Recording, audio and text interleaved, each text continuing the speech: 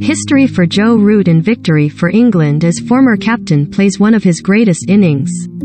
Joe Root scores the first fourth innings 100 of his Test career as he becomes 14th man to 10,000 Test runs and drags England to just a second victory in 18 games. Now free from the pressures of captaincy, Root says he has great opportunity to give back to new skipper Ben Stokes.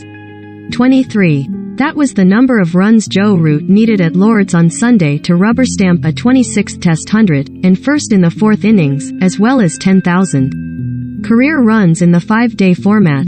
Sponsored link. Ukraine latest. Janet Yellen, Catherine Tai hit by Russian travel. Nikkei Asia. Recommended by. They duly came, but, for Root, the number 61 was of far greater importance, as that was the runs required for England to claim a first Test win in 10 attempts in just a second in 18. Joe Root 100 guides England to victory over New Zealand. Scorecard. England vs New Zealand, first Test.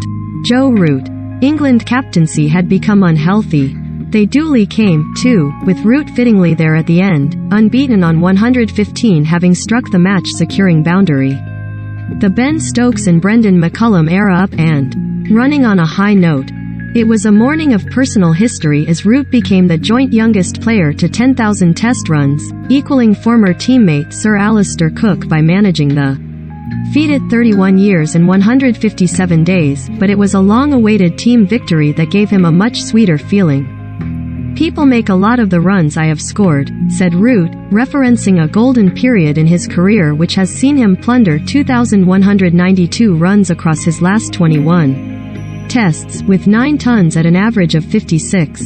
But it's never enjoyable when you are losing test matches. You would give up all those runs to win.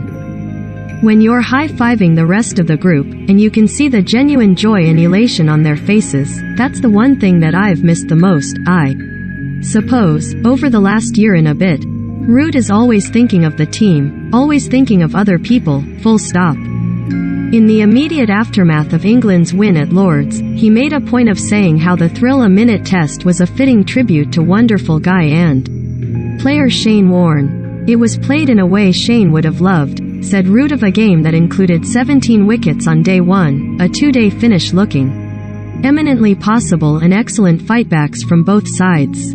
He also voiced his pleasure that England had clinched victory inside 15 overs on day 4. They did it in 13.5 so that fans inside the stadium could get a full refund. Root cut a smiley, bouncy figure at Lord's, one now free from the burden of captaincy. It was an unenviable burden during the COVID-19 pandemic as he was charged with trying to keep his squad sane as they coped with the tight restrictions of bubble life. He was often deprived of his best players through rest and rotation and in Stokes' case, through a finger injury and time spent away from the game prioritizing his mental well-being. He also faced the pressure of almost single-handedly propping up England's brittle batting, highlighted starkly by the fact his tally of 1,708 Test runs in 2021 was 1,178 more than his nearest teammate Rory Burns. Of England's total Test runs in 2021, Root notched almost 28%. It had become a very unhealthy relationship, the captaincy and me, said Root. It had started to take a bad toll on my health. I couldn't leave it at the ground anymore. It was coming home. It was not fair on my family, people close to me or myself. As soon as I made the decision to step down, I knew it was the right thing to do. I felt like a big weight had been lifted.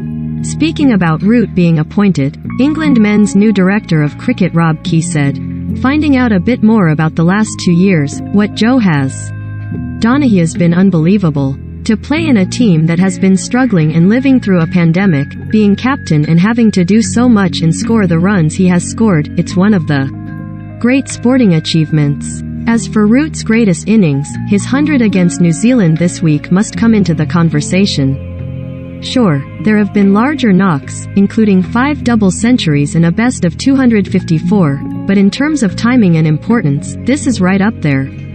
England were 32-2 when he strode to the crease in their chase of 277 and then 69-4 8 overs later, but he managed to meld coolness and class during partnerships with Stokes and then Folkes to drag his team to what Sky Sports' Nasser Hussain called a vital victory. For all his remarkable run getting of recent times, Root has not been the man there at the end clinching hard-fought or unlikely wins.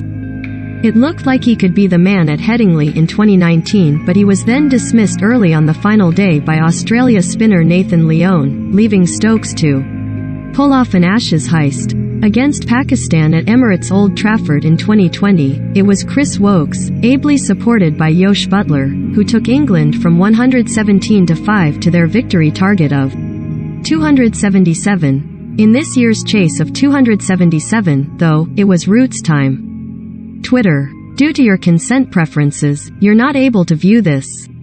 Privacy options. He said, "You look at the amount of times Ben has won us games under my captaincy and it is a great opportunity for me to give back to him in that respect.